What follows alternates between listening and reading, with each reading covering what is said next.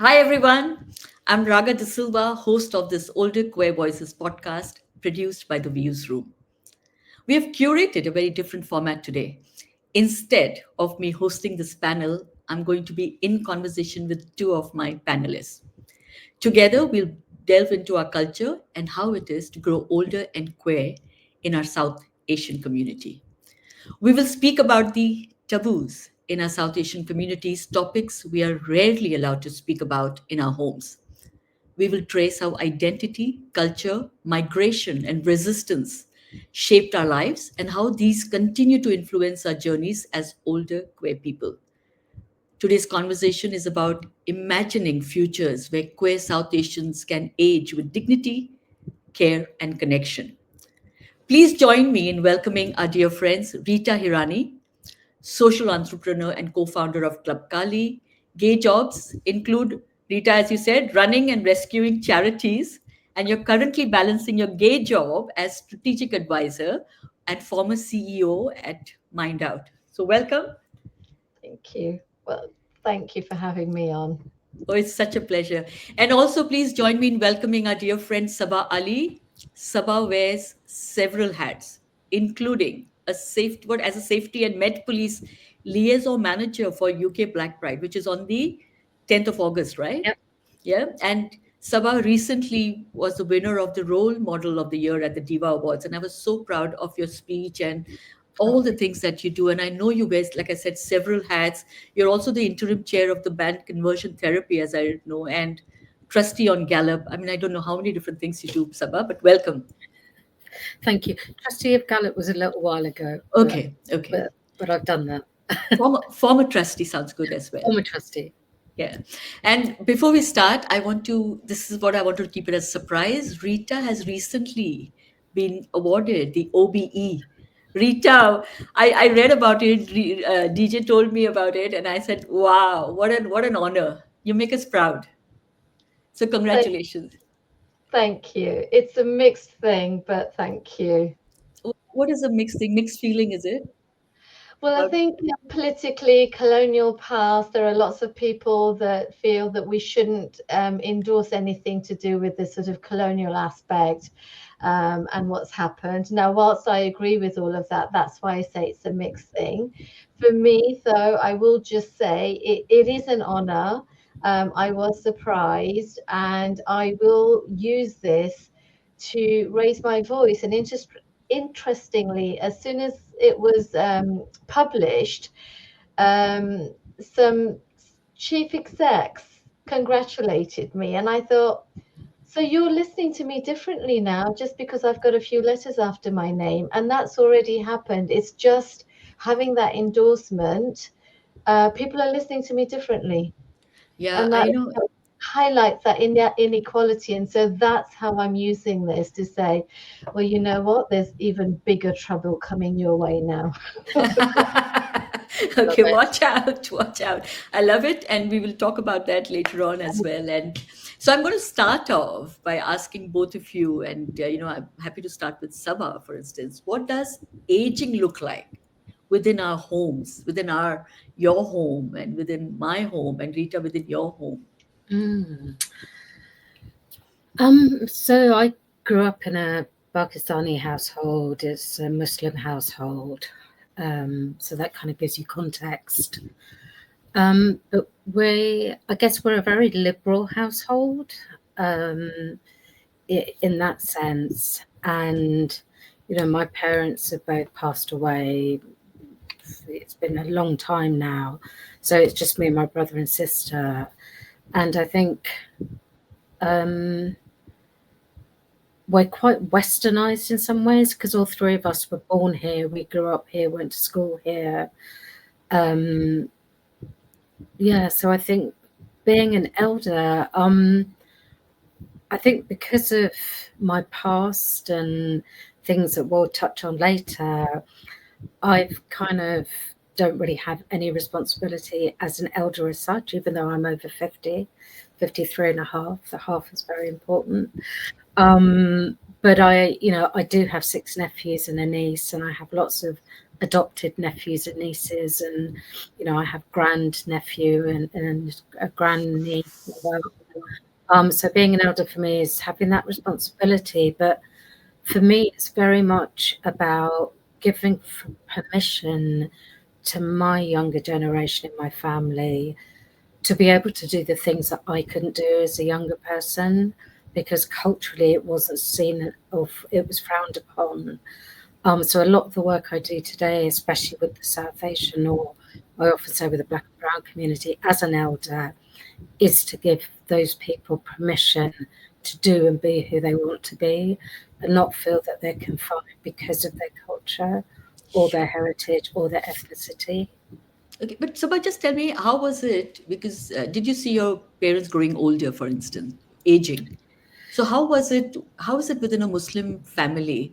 I know Mm. you said your family is modern and liberal, but how is it watching your parents grow older? Is it different to how you may have seen as compared to, say, a Western influenced family?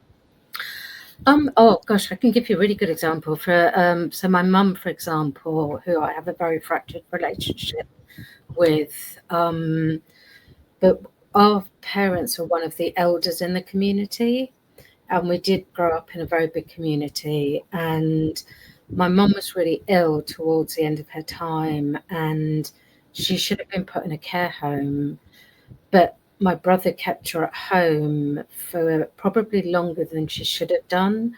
But that's because he didn't want the community to think that just because he had money and could afford to put her in a care home, you know, he was just dumping her there.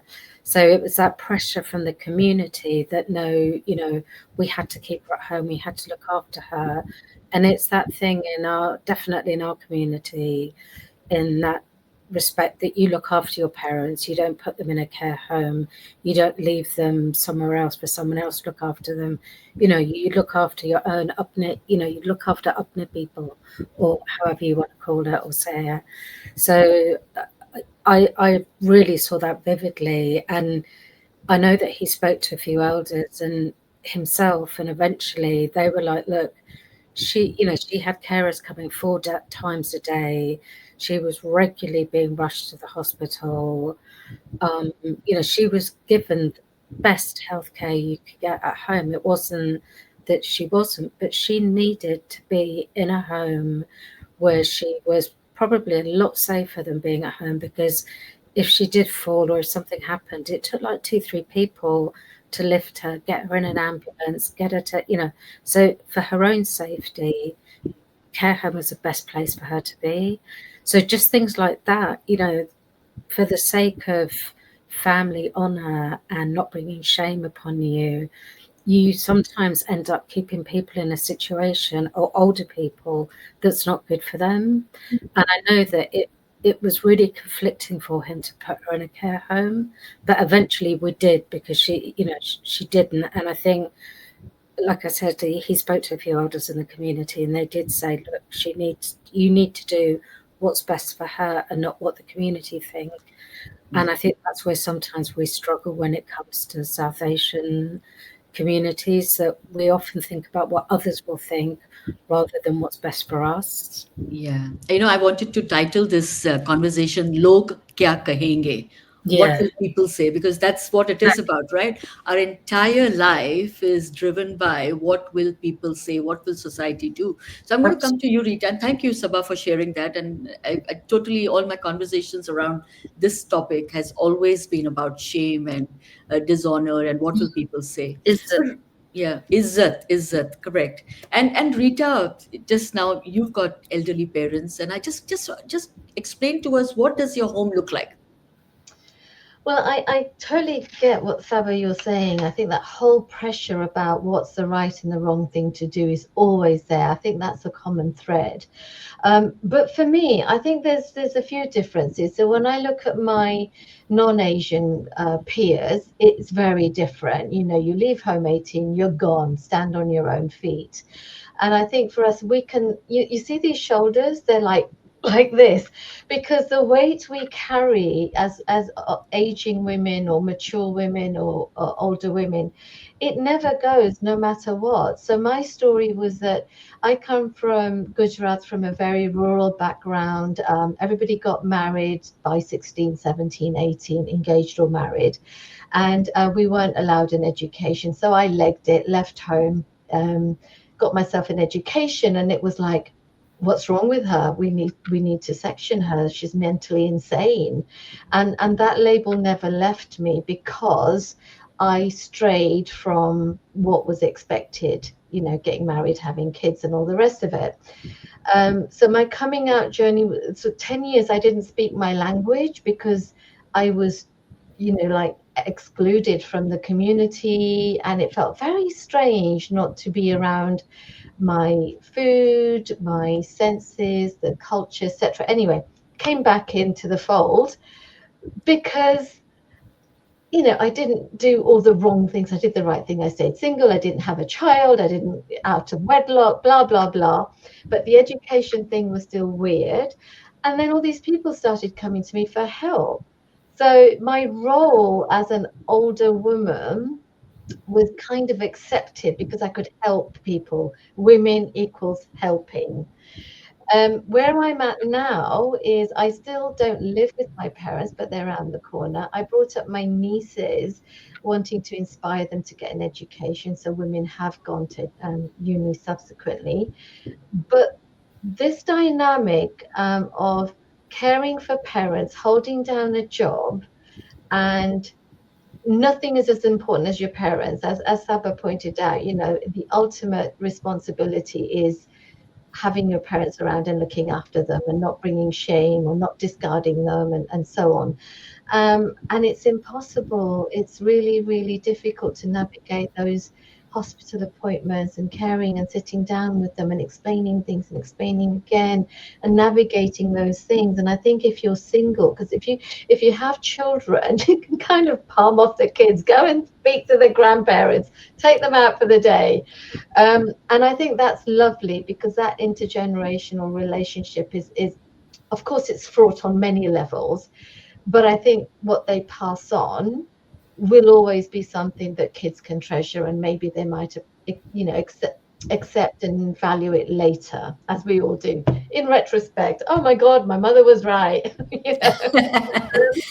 That thing. But I do think if you're single, you're kind of juggling your own life, trying to navigate, what do I want in life, and then you're still having to deal with, you've got one foot in both communities. You've got your queer or gay community, your sort of female empowered community, and then the British UK community, and then you've got your family, and you just can't ever get away from it. Yeah, no, I agree with you. Don't they have a term called sandwich uh, person right now? I mean, I read about it somewhere where you're sandwiched between your elderly parents and yourself, and you are learning to manage, and you can't get it right. Yeah. You can never get it right. But I'm just going to give you a little bit of glimpse into aging, where I grew up in India, where I was raised in India. Mm. I'll tell you some interesting facts. Okay, by the time you're 20, and if you've had a child by then you are an old auntie. People even who are 40, 50 years much older than you will start calling you auntie. They see you as an old person. Okay, by the time you get into your 40s, you have two children, you have a husband, both of you working, not working, doesn't matter, you become homeowners, whatever. People start looking at you as very old. Now you're old. A woman, like I've experienced this, I cannot have a say in my community. My 40-year-old cousins repeatedly told me, why are you talking so much about your life? Your life is now over. You should focus on your husband, and you should focus on your children. And now this is not a surprise. This is across India. You go to any state, this is the kind of stereotype that you live through. So that is one part of it. Then it comes to when, say, you need healthcare, like we all be talking about healthcare and support. I remember my mother, who's who passed away 13 years ago now. But my mother, when she was getting quite, unwell, elderly, we knew that she needed help. I would bring her to New Zealand, where I lived at that time, and because of government laws, she could only be with me for 9 months, and then 9 months she had to stay out of the country. So within 18 months, only 9 months, it was getting too much for her. So I started looking for a place. In India, they're called old age homes. Okay, so homes for the elderly. So all these, just listen to these tags also, these labels. You know how it's like discarding, dumping, what Sabah you said. And when I started asking around to my friends, they were really shocked. Just they said, really, you want to abandon your mother? She's looked after you all your life, and now you don't want to look after her, not knowing what the problems of the Western world are, where you cannot just bring people here, within the laws. And so that is the other thing that I had to go through. And eventually, of course, she passed away. But these are the things, that the pressure that we live under in India. You dare not put them in a hospital or a care home. You dare not talk to. They are still the bosses. And Yeah. I'm going to. So I just wanted to give you a view on how that is. So basically, I've been old. I'm 55 now. I've been old for how many years now? 35 years. So yeah, for the last 35 years I've lived the life of an auntie, and that is quite a big pressure, because there are lots of expectations as you get older as well. And I'm going to talk about something really dark right now, and I know we are going into spaces where it may be difficult for people, so trigger warning. I don't know whether you have been reading the news papers in about news in India or other parts of the world, other South Asian countries. There's been something disturbing that's been going on. A lot of individuals, a lot of people are taking their elderly parents and abandoning them for property, for because they don't want to look after them. It's too much of a struggle. Their elderly parents are found on a daily basis outside temples, outside airports also, because they pretend they're taking them to the if the children are living in the US, they pretend they're taking them to the US, to their new home, and they abandon them at airports. They abandon them on highways. There have been lots and lots of this. The numbers are quite staggering. Okay. So I'm just wondering, is this something which is unique to certain parts of the world, or is it abandonment? If you look at abandonment as a label, do you think that's happening here in our country here? And two, do you think that it's something that is going to happen in the future? Is this something that we are going to see more of? Sabashat, let's start with you. Yeah, so I'm not that familiar with the cases you've talked about in India or other places, but I know from the work that I've done with the Crown Prosecution Service, I sat on their hate crime scrutiny panel, and I know that we looked at some cases where it was actually like a South Asian man who had been abusive to his parents, elderly parents, and the reason being is that he had to, he was like the person that was looking after his parents, also holding a job down and looking after his wife.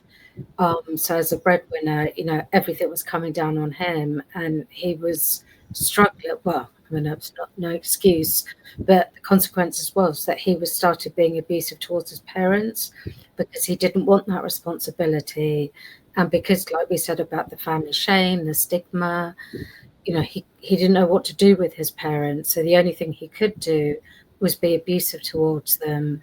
And there has been statistically, the police have evidence of abuse from within South Asian families where there is elder abuse. And actually, elder abuse does exist in this country, and it's very common. I mean, one of the most common forms of elder abuse is actually taking money from your older parents.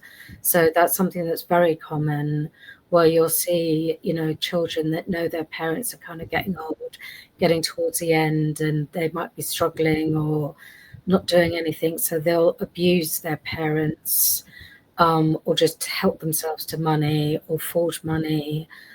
So yeah, it's prevalent in the UK, and it's prevalent within South Asian families in the UK, and it happens in London. I mean, I can talk about London because they're the cases I'm familiar with, but I've read and seen the witness statements. I've read and seen the cases, so I know it definitely happens. And some of the abuse and torture and the way they've treated parents is abhorrent. It's awful. There's no excuse for it. You can kind of understand why they're doing it to a degree because of that cultural pressure, because of that community, ideal living, but there's no excuse for it. Abuse is abuse and it shouldn't happen as far as I'm concerned. So And typically, sorry, I was just going to say that also, if you're like an elderly South Asian parent in their 70s, 80s, you're not going to know where to go for help. You're not going to know how to call the police or which charity to call. So quite often those parents will just suffer in silence and just endure the abuse. It's awful. yeah, this is something that I have read a lot about, Sabah. And my question to you was, do the cops take this seriously? Yeah, I mean, the two cases I read were cases that had gone to court. And we were reassessing them whether they should be reopened, and because they they hadn't the perpetrator hadn't been sentenced, there'd just been like no further action. So we were looking at them as in they should actually be looked at again. So the police do take it seriously, and like I said, the elder abuse is taken seriously. So I know there's quite a few charities that deal with elder abuse. I know Age of Concern is an obvious one at Age UK, but there are quite a few charities that do deal with it because it's becoming more and more common. And I Wow. think where younger people are struggling more, getting jobs, getting money, not being able to live or having to stay at home longer, and they resent the pressure that Asian parents might be putting on them. That constant, where are you going? What are you doing? What time are you coming home? And they Yeah. see their Western peers not getting that kind of pressure, just being able to come and go as they want. That they become resentful of their parents, and that's where the kind of conflict starts brewing, and it just over time escalates and gets Yeah. bigger. Yeah, no, thank you for sharing that. Rita, coming back to you on this. So, when we talk about domestic abuse, of course, towards the elderly, I also want to talk about abandonment. Obviously, not my word, abandonment. Yeah. So, do they? Do you see cases like that? Because you've been in this space for a long time as well. And how does the community deal with it? Well, I think what you shared about what happens in India, it's a human condition. It's just that the context is different. So you might not leave someone at the airport, but what you do is, as Saba mentioned, there are organizations that are working, but I think we started having this conversation about elder abuse 20 years ago, Age UK at the forefront. But I think, when you talk about domestic violence, and as Saba pointed out, elder abuse is included. It is psychological, financial, physical, and it does happen within the home. So I think the way that we abandon our elders here in the UK may not be obvious in the physical sense that you, Raga, mentioned happens in India, but I think psychologically we abandon our elders and our parents. And what happens is, as Saba highlighted, the various stresses are a factor, but what I see, and I've seen and I've worked with Age UK for many years, decades now actually, is that there is the abuse to get your hands on the finances, because there's a sense of, I'm entitled to it, I'm going to get it sooner or later anyway, might as well have it now. So somebody in a sort of multiple occupied intergenerational household, like a grandchild, may not see it as an issue to go into their grandparents' app or show them, or write a checkout or whatever. They don't see it as an issue because they see it as theirs. Yeah, Um, and it's that whole disrespect thing that comes in, and the whole sort of values how our elders are used to, you know, but the younger generation aren't, and then it wears their mental health and well-being down. So some of the aspects around, that stigma exists around dementia and illnesses, and taking care of people, taking them to appointments. I'm talking about our older people.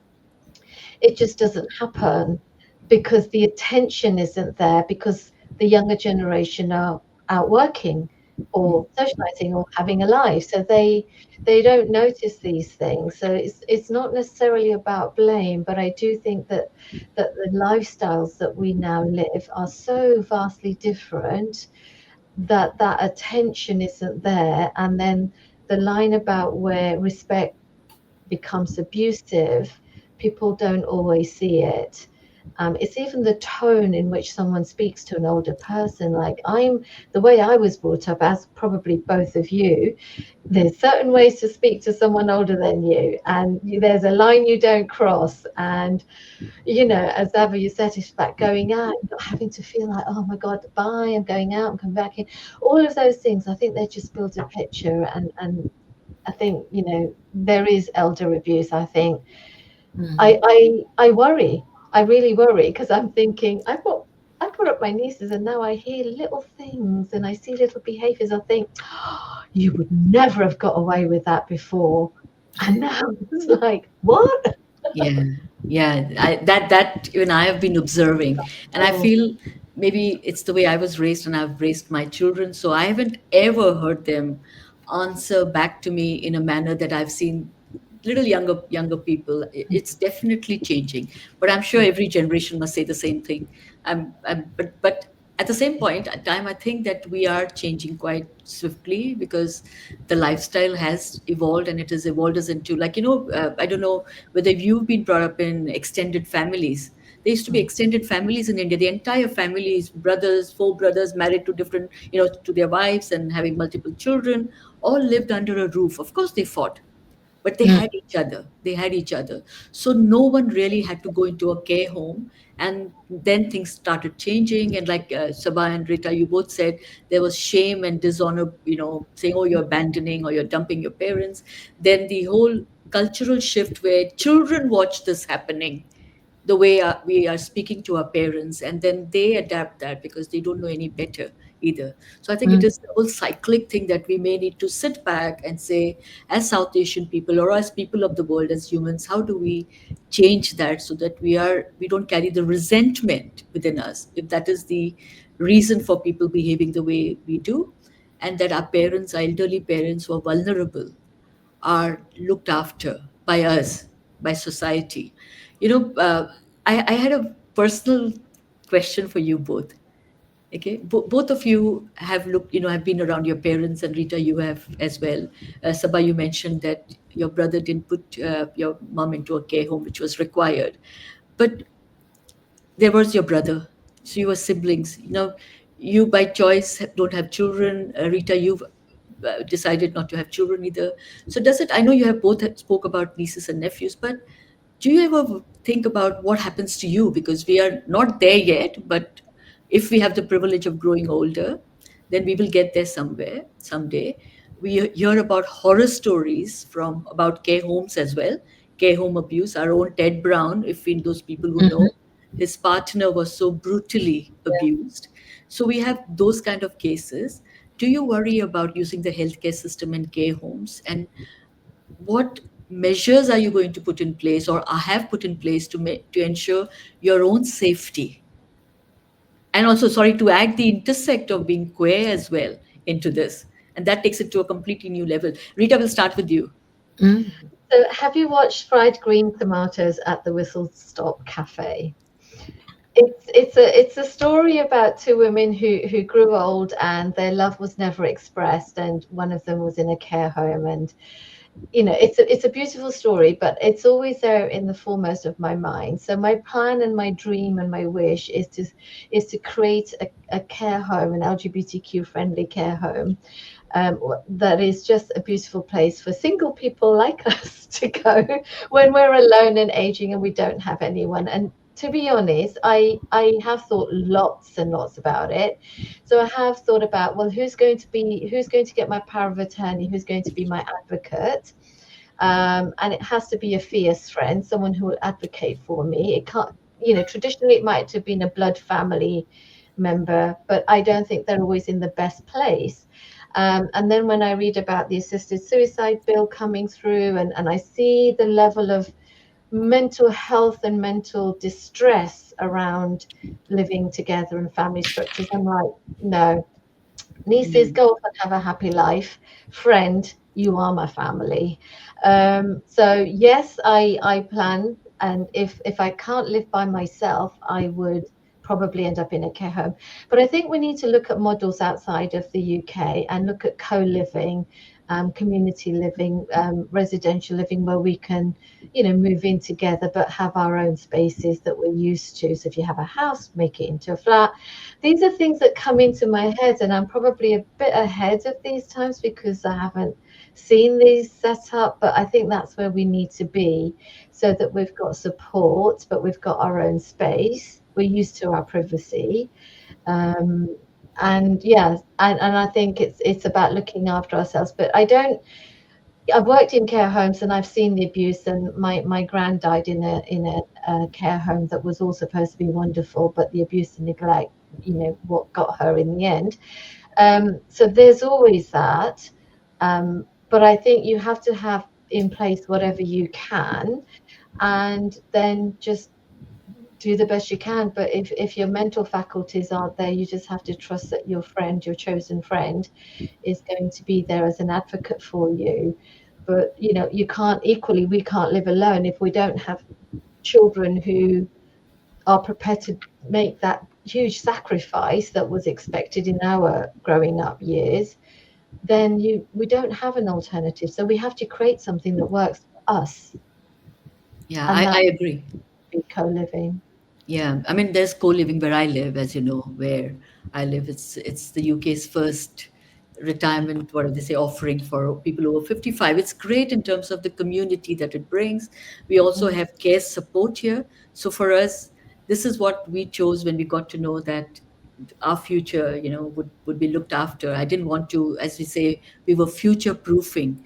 I didn't Mm. want to be, like I said, again, as if I have the privilege of being older and I'm 70, and I don't want to be at 70 and then start looking for these spaces. So we are fortunate that we found that. It really is a great model because there is caregivers support. If should we require it, it's there on the property itself.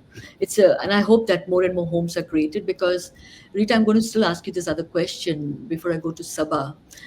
A lot of people, and I don't have numbers because these kind of statistics have not been, data has not been collected, but I know of people who have gone back into the closet.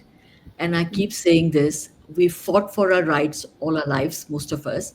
We have fought for visibility all our life, our queer community. How much have we fought, right?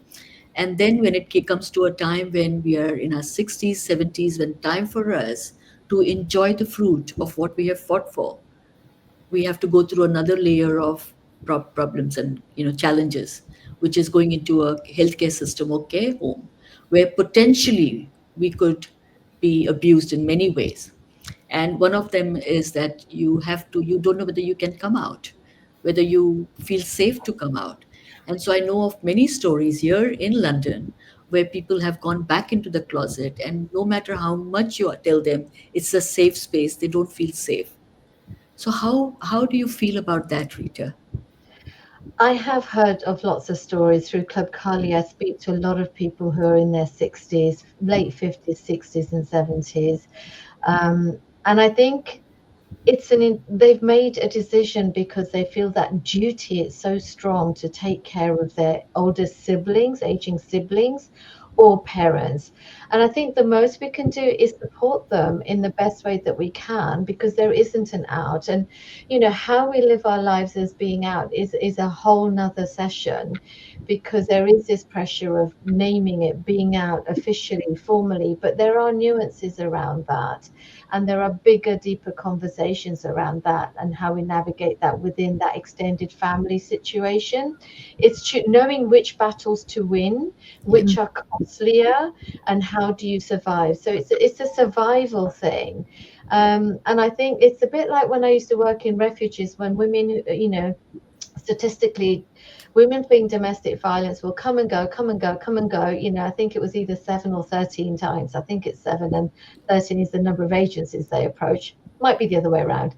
It's the same thing. I think if somebody chooses to care for aging parents or siblings, and they have to go back in the closet, so to speak, or cut off a part of their self identity and expression, then we have to support that, and that hopefully they can find spaces and moments where they can be themselves to kind of almost reboot and recharge their energy, their psyche, and how they are in the world.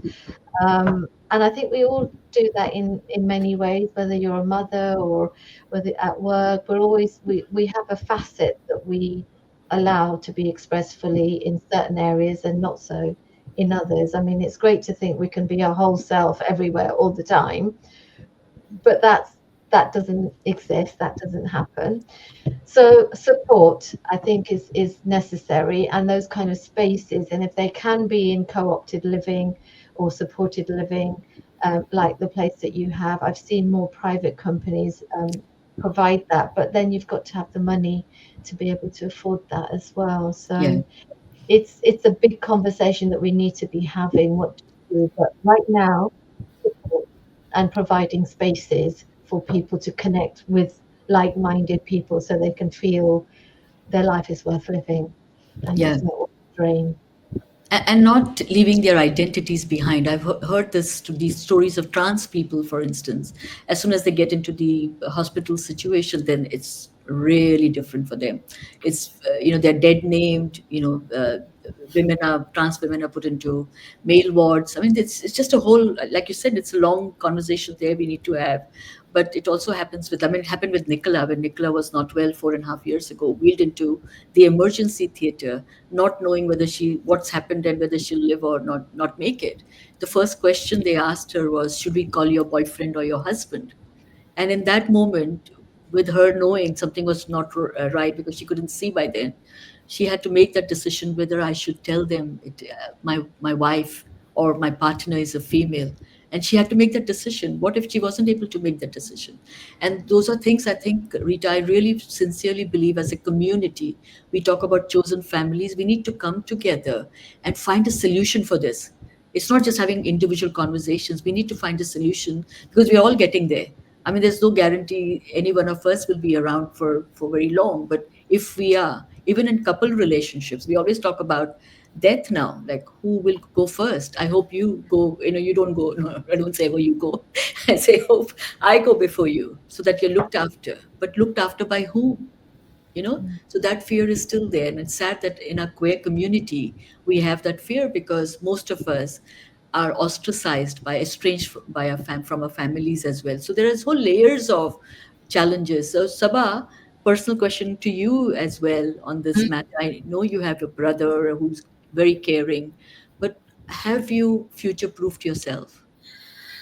Um, yeah, so I thought we've had this conversation, and I kind of consider myself very privileged that yes, I am future proofed, which is like kind of one of the other reasons why I do so much community work, because I realize my privilege and I realize what I have.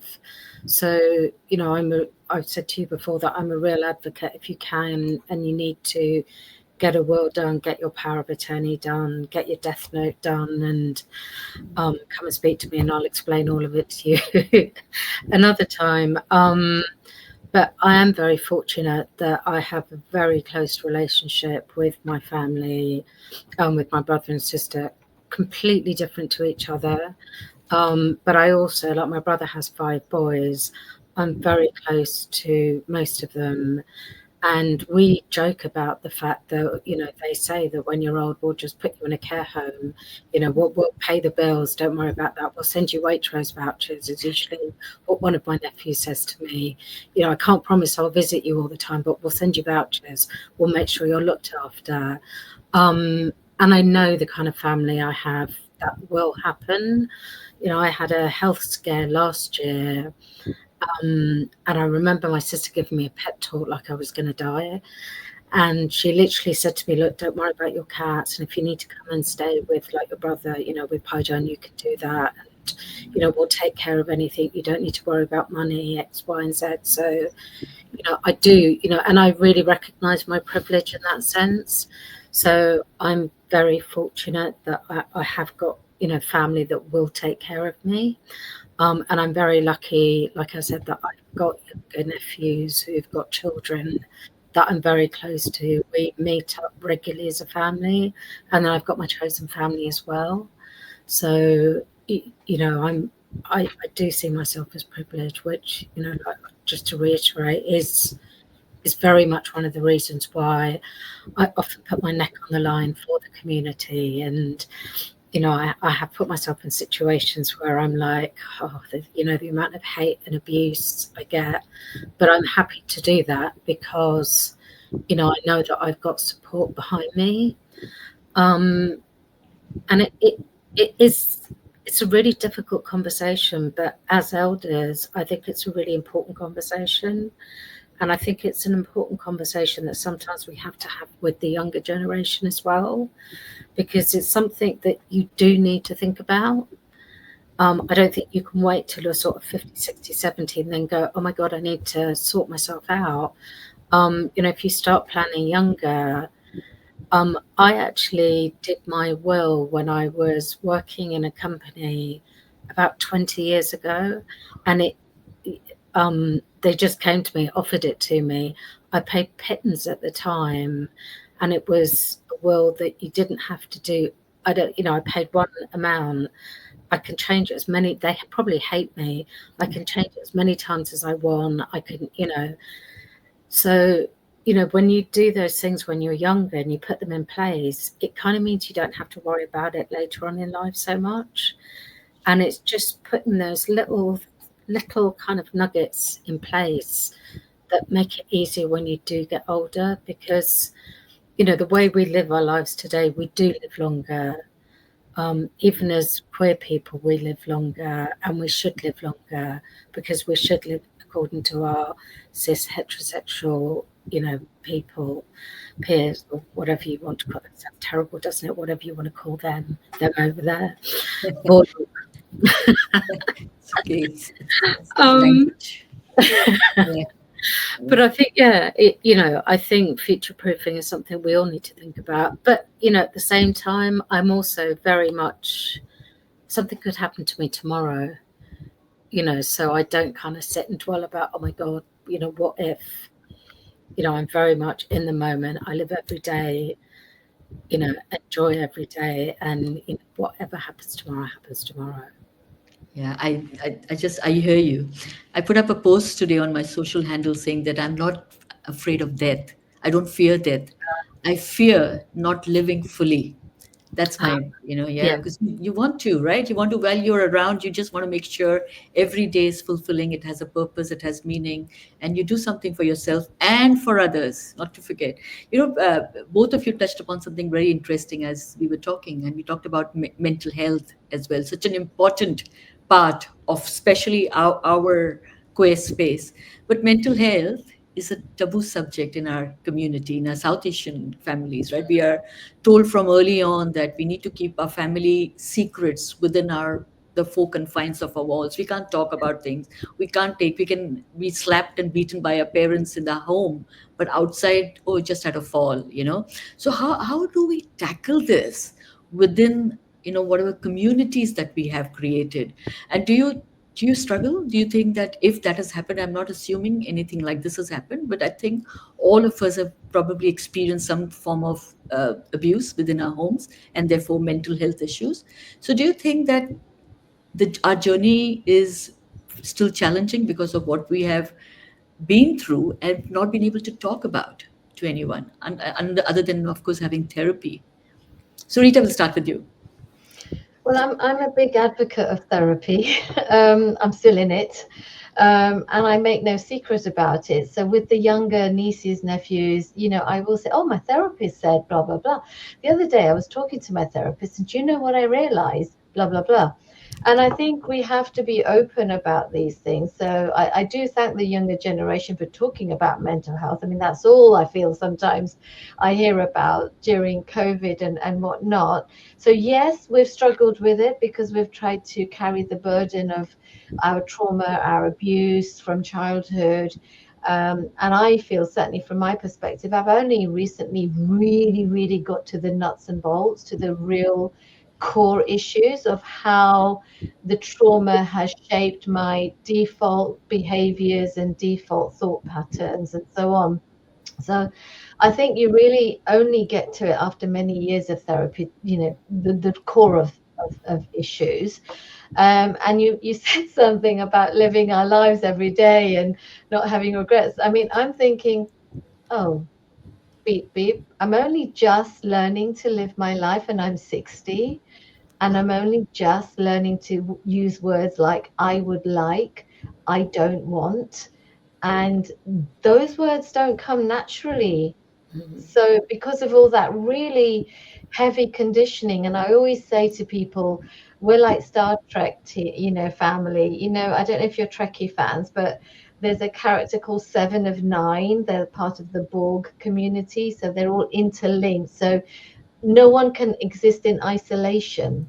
So whilst Western therapy goes on about, realizing yourself and what you want, and it's all very person centered and focused, and go after what you want, and blah, blah, blah. I'm like, you're talking like a different language to someone from our community because even when we identify, I'm the daughter of so and so, I'm the aunt of so and so, I'm the sister of so and so, Yeah. and to just say I'm Rita Hirani feels weird. So unconditioning or reconditioning myself has been a lifelong process, and I have little moments of, oh, I shouldn't feel guilty. I can go out and do this, or I can do that, or I can just sit here and let the house just look like crap and not clean up. I mean, I'll have a few hours of guilt. So I think guilt is a big one. I think holding our trauma and the impact has been huge. I do thank the younger generation for talking about mental health because it gives us permission to talk about it. But I think the solution is that we talk about it in a way to start breaking that stigma down in a way that's just normalized. Like you take your car for an MOT, well, give your mind an MOT every year. So even if you're not a fan of talking therapies and it's not for everyone, just check in and give it a once over every year, Yeah, and but not that, to your friends, not to your friends, because it's not fair. It's got to be a professional. yeah, someone who is able to absorb all that, right? Because years of trauma has its own impact on you and when you share it with others. Yeah. So we have to be mindful of that as well. I'm very aware. Sabah, I'd love to know your views on this, on the whole Yeah. taboo. So, Rita, you'll be pleased to know that I've had over 30 years of therapy. Wow, that's super. Yeah. So my mother was my perpetrator, and I'm the survivor of childhood abuse and cultural abuse, and I do talk about it very openly. And part of my work is around violence against women and girls, specifically with the kind of Black and Brown community and LGBT plus community, raising awareness around it because there's definitely a correlation. But from my own perspective, I have no recollection from up until the age of about 9, 10. I just have no memory. But I do know that I saw my first psychiatrist when I was 15 years old. I remember being put on Prozac when I was 15. So, I'm 53 now. So that's like nearly 40 years ago. And on and off, I've had that. I mean, I had therapy for quite a long time. I went off the rails for a while and went down the drug abuse side of things. And I did like NA meetings for a long time, and I did like the 90 meetings in 90 days. I did a lot of therapy around that time, and had a sponsor. So for me, therapy is just kind of, I think that's how I live my life today because I've got so many tools and tricks, and I kind of imagine that I have like a toolbox, and whenever I need a different tool, I just go in there and pick something out. So I'm a huge advocate for therapy, and I had to deal with a court case earlier this year, and it actually gave me hypertension and sent me a bit loopy. But I got a therapist then just for a short period of time so that I could speak to someone. And like you said, Raga, that it shouldn't be put on your friends or your family. It really needs to be someone that can look at things subjectively from a different perspective, who doesn't know you, so they don't know your baggage, and they'll basically speak to you direct and professionally. Um, So yeah, I'm a huge advocate for talking therapy and just talking generally. And what therapy's done for me, I mean, I as a result of my childhood, I have complex PTSD. I have fibromyalgia, which is chronic pain, and I get sensory overload and all sorts of things. But therapy has taught me to fundamentally learn to love myself, respect myself, and value myself. So I won't let anybody take advantage of me. I won't, I don't. It doesn't matter what someone says about me. I know how to love myself. I'm secure within myself. But the other thing it's taught me is what my triggers are. Mm. So I know situations, people, and places that I need to just stay clear of. And that's something I think for people in the community, especially at the moment where there's so many tensions and there's so many problems, is it's really worth delving into and learning what those things are for you as an individual. And I always, like when people come to me and speak to me, I always say, look, it doesn't matter what I say, what anyone else says, it's what feels right for you. I can't tell you what to do. I can only tell you what works for me. You have to work it out for yourself. But this is what I do. And I don't go to certain places. If somebody's rude to me or judges me or tries to use me, I won't be rude to them, but I will just stay clear of them. So I think there's lots of things in the community, especially like for our trans community. I do a lot of work with the trans community, and I think they're so vulnerable at the moment that, having that extra support just makes such a difference. Because like you said, I had therapy earlier this year, having had 30 years of it on and off, just to see me through those kind of few months where it was really tough and I thought I was losing my mind. And there should be no shame or stigma attached to it, because we're in a world where everything is so fast paced. We've got information overload. There's so much misinformation as well. That sometimes you need to speak to someone to just be directed, or just to kind of sort your mind out, or just kind of sort of filter everything and put it into neat little files and then think, okay, I need this, I need that. That can just go away. What you can bin, what you don't need, because most of what we carry in our minds is just useless. So my memory is awful because I just choose not to remember most things. I have a recycling bin here. A lot of it, the stuff. Yeah, how do you deal with it, Raga? Oh, yeah. And then being a parent, you have then I have a set of twins. Then you have their lives, which is like 27 years of their life that you have to listen to and deal with, and shame, guilt, dishonor, all these things come in as well, stigmas. But what is interesting? I'm just listening to you both intently and thinking, I absolutely believe in therapy myself. So don't get me wrong. But what I'm interested in is that first 10, 15 years of our lives when we are raised by parents who are a different generation, who were Mm, close-minded. The man sat at the head of the table. In my case, coming from a Catholic background in India, the man was always the head of the family. Okay, and he always spoke, and he always responded to situations and things. And then in the night, when everything was going, quiet, then he would drink and he would beat up my mom. So that was also his right. And then if children interfered, then the children would also get beaten. So that was his right as a father. And that has not changed within the South Asian community. Men still think they have the right over women, children, daughters, girls, because they have brought them to this world. So I would have loved it if in my first 15 years of my life, if I was able to sit with my dad passed away when I was 6, where I would be able to sit with my mom, hold her hand, and talk to her about what was happening for me. But we were not allowed to.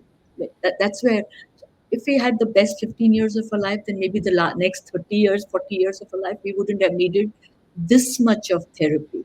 mm, And and I wonder if it is getting worse now, or is it getting better? Because now we are relying on getting professional help for something that is so personal to us. So I don't know if anyone wants to respond to this. Rita?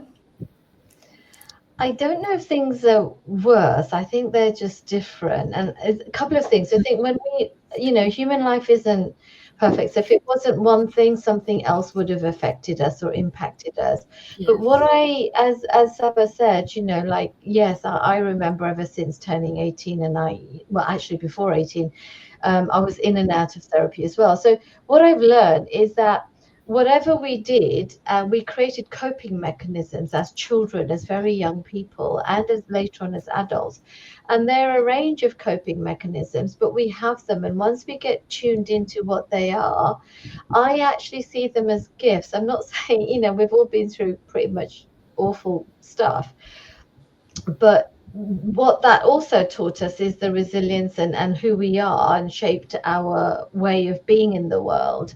So I don't think you can ever protect kids or people growing up, like, young people around us. What we can do is enable them to take responsibility for what's happening, and moving from that space of having things done to them like that victim, which is a reality. But when they're no longer in danger, or that experience is no longer present, the healing starts to happen, the awareness starts to come in, and then we grow stronger, and we learn, and we become more resilient and capable through that. And then that is a lifelong, kind of, I would say project, but it's a lifelong thing. It never stops. So I think, from my perspective, I think it continues, and it's just how we as older women navigate and encourage people around us to do that. Now, when we're talking about misogyny and power and privilege, that's a whole different ball game, Oh, you yeah. know. So there, I don't know. I just get angry and furious, and that's the victim in me, like wanting to, fight back and all of that stuff. I've realized that doesn't work. So again, we women have to do the work. We have to be smarter. We have to have those conversations which are balanced between, you're talking crap, that's not, that's not okay, to, this is how your behavior or your words impact me, and hope that they can take something away. But you know what, again, I think misogyny is a whole nother conversation.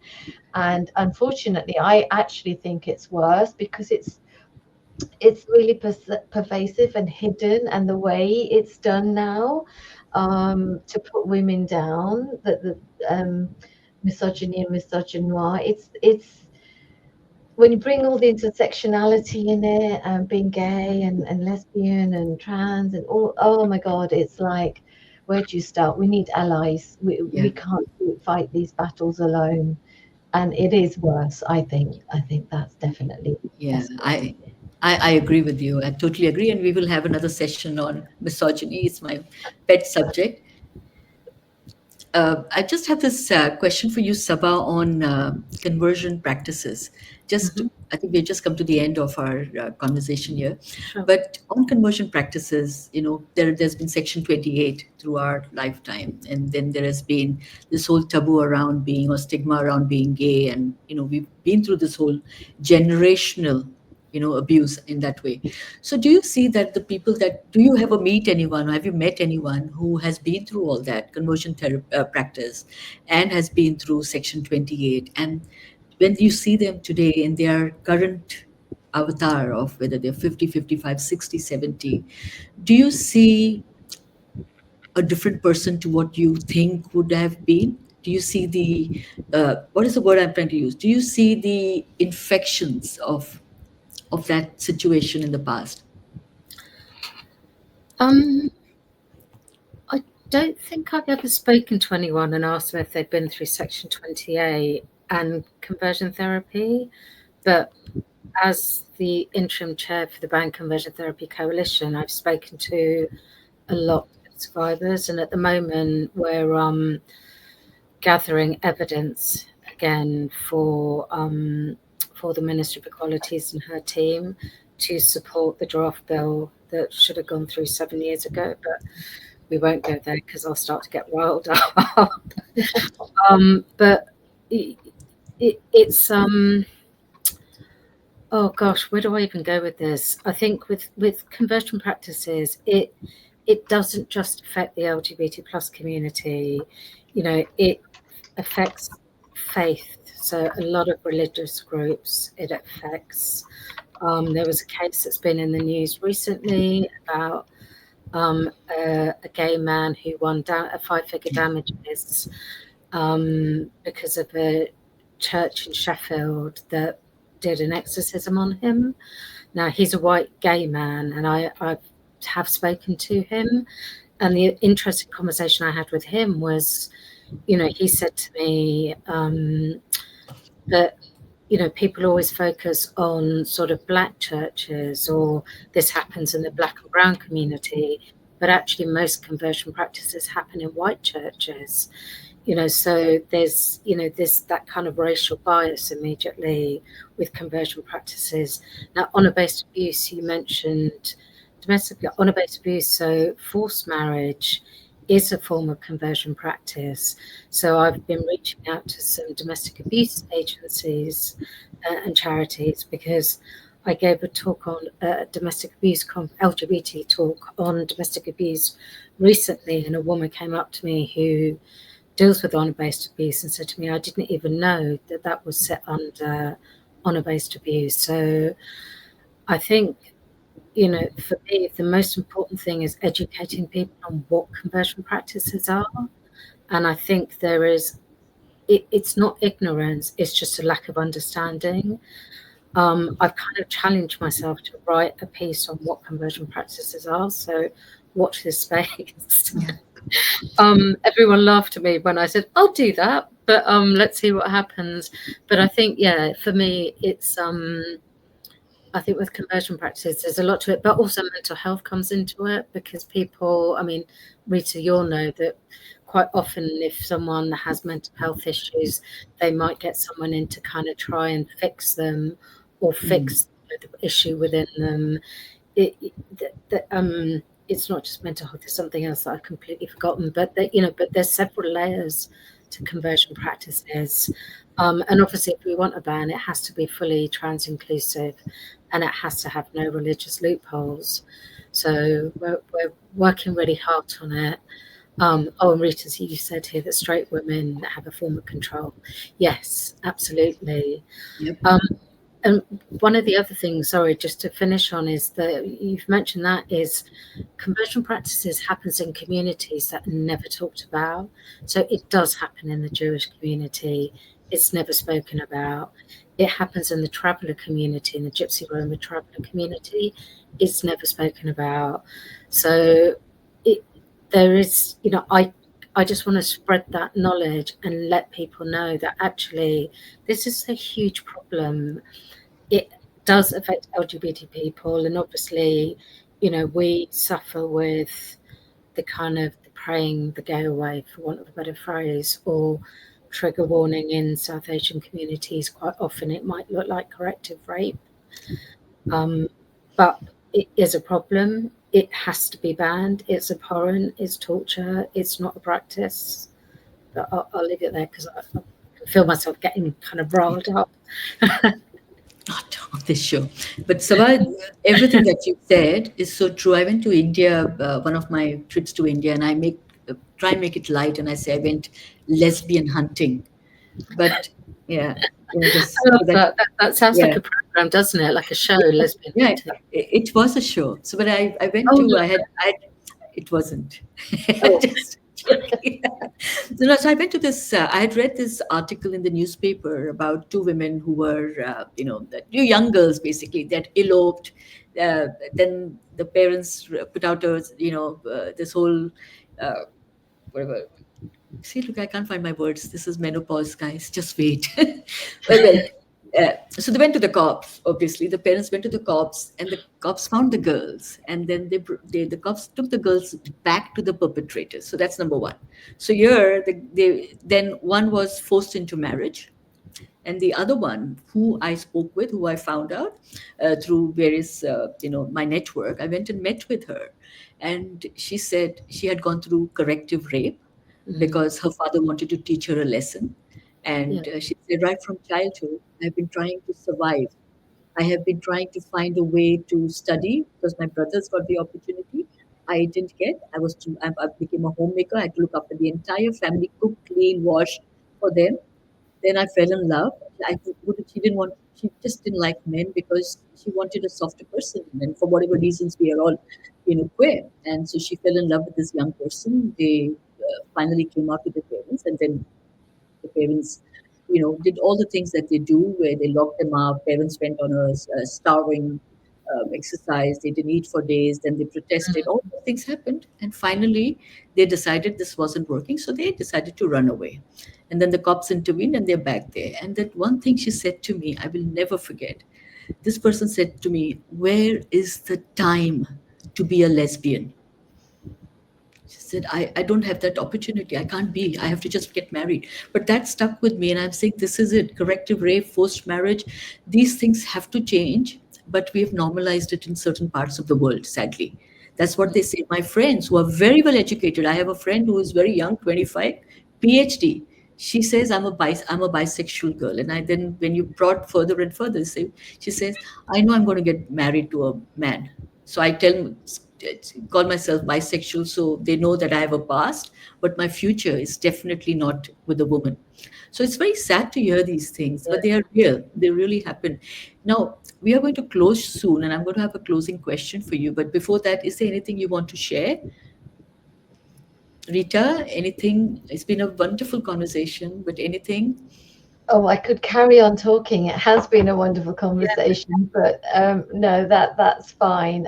It's been really inspiring to talk. I feel we've touched on subjects, and there's always so much more we can share. I agree. And there's so much Uh, more we can delve further deeper into. And before I go on to my next question for you each, I just want you to know that Sabah, both you and Rita talked about making sure that you're future proofed, right? And we have episode 2 where we talked about legal matters. And legal matters covers everything about wills, power of attorneys. How do you protect yourself? How do you make sure that you look after you and your loved ones as well? And it's not just about you. And once you're gone, if you really love someone, make sure that they looked after. Otherwise, your estate, your asset, your money, whatever you have created through hard work will go to someone else. Yeah. So please, yeah. So that's something you need to ensure it goes to who you want it to go to. That's the most important thing. And also that in your lifetime, if you have care needs, if you have healthcare needs and you need support, you've written it down and said what kind of medical support you require. I learned from that episode 2 conversation with Kirsty that if you didn't like a particular care home that you were put into, you could actually say, I don't want to be here. You had the right to do it. It's nothing needs to be forced upon you. So paperwork is important to ensure nothing is forced upon you. So remember that episode 2, legal matters. Now I'm going to ask you one final question. Okay, Rita, I'll start with you. So if you could leave one truth for future older queer South Asians, what would it be? One truth would be learn to say no. If you Oh, haven't learned to say no to other people already, I'm still working on it. Practice it. Learn to say no and nourish yourself. Do things that you've always wanted to do and enjoy those things, which I'm doing. So that would be my message. Learn to say brilliant. no and do what makes you smile inside. Oh, that's beautiful. Learn to say no and do what makes you smile inside. How beautiful. Sabaji, you? I think mine's. I think mine will probably be what I'm always telling people is stop saying sorry. Stop Mm. saying sorry. Stop starting your conversation with I'm sorry. That's beautiful too. Like, Mm. stop saying sorry. I think a lot of people say sorry, sorry, sorry, sorry. We are full of Yeah, sorries, be especially women, I yourself. think. Yeah. Yeah, stop being sorry. And if you say Yeah. something wrong, so what? Mm. That's very, very, very, what a fantastic, fantastic conversation I've had with you both. Really. Thank you What's for taking the yours? time. Yeah, it's Raga, been what's amazing. yours? Thank you. It's over 1 hour, 1 hour, nearly 10 minutes, and we could have gone on and on. But listen, we'll have a proper meal chai together. We'll talk about these conversations. I'm sure I'll come back to you for, misogyny, patriarchy, a whole detailed conversation on conversion practices. I'll come back, and there's so much more for us to discuss. So thank you so very much. And I'm just going to take the time to thank the viewers who will be and listeners who will be watching this and listening to this fantastic conversation. I hope you found this conversation insightful and as interesting as I did. If you want to share your views, feedback, comments, or to nominate yourself or someone else on our Older Queer Voices podcast, please write to us at theviewsroom@gmail.com. And thank you to our outreach partners who are helping us spread this very, very crucial discussion far and wide. Thank you, My G Work, Proud HR, Outspoken Speakers, and our new partners, Ageism is Never in Style. Thank you also to our production producer, curator, and all in one, Nicola Fenton. Thank you to the Viewsroom for bringing such difficult conversations to us. And please subscribe, please share the Viewsroom, YouTube, Spotify, Amazon. Thank you and see you at our next episode.